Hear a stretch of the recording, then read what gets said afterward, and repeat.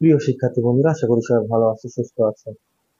আজ তোমাদের আমি অবজেক্টিভ সেন্টেন্সের ন্যারেশন শেখাবো। তো সবাই একটু খেয়াল করবেন অবজেক্টিভ সেন্টেন্সের ন্যারেশন কিভাবে করতে হবে।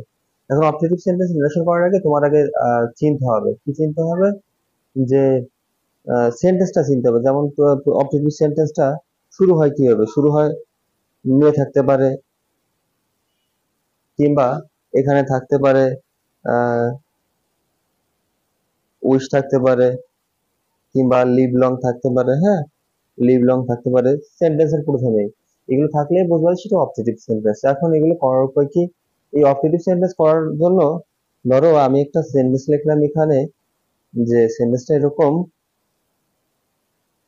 The teacher teacher said to the student,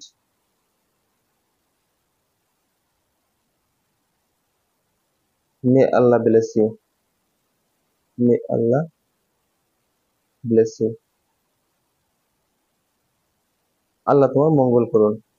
এখন দেখো, এই যে তুমি ইনভার্ট কমার আছে, ইনভার্ট কমার ভিতরে তাকাবে, তাকানোর পর দেখলে যে এটা মেয়ে দ্বারা শুরু হয়েছে, এটা অবজেক্টিভ সেন্টেন্স। তাহলে তুমি এই সেট উঠায় কি জিনিস বসাবে? সেট উঠায় দুটা জিনিস বসাতে পারো। একটা হচ্ছে কি, উইশ অথবা প্রেইড। দেখো, যেহেতু এটা সেট আছে, তার মানে অবশ্যই এখানে তুমি পাস্ট টেন্সে তোমার করতে হবে। তাহলে দ্য টিচার, তুমি লিখতে পারো wish, WISH, wished the students,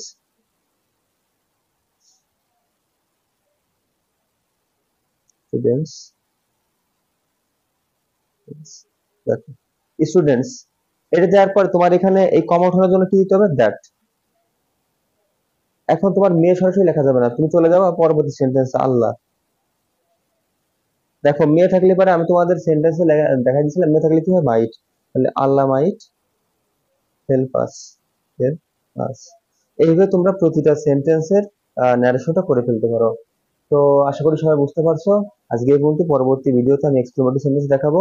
সেই পর্যন্ত সবাই ভালো থাকবে, সুস্থ থাকবে এবং চ্যানেলটি অবশ্যই সাবস্ক্রাইব করে পাশে থাকবে। ধন্যবাদ সবাইকে।